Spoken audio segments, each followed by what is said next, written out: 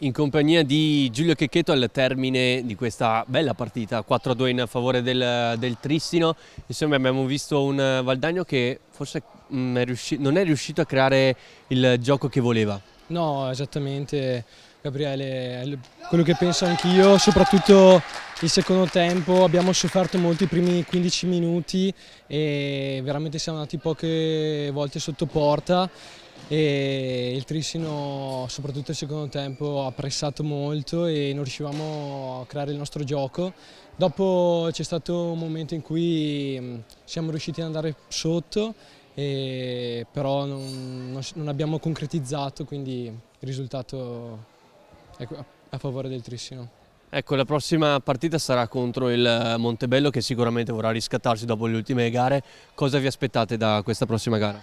Sicuramente ci aspettiamo un Montebello che appunto avrà voglia e fame di vincere e anche noi dovremo dimostrare lo stesso. Siamo nella giusta strada nonostante le due sconfitte, quindi bisogna stare tranquilli, andare là e divertirci a fare la nostra partita. Grazie mille. Grazie.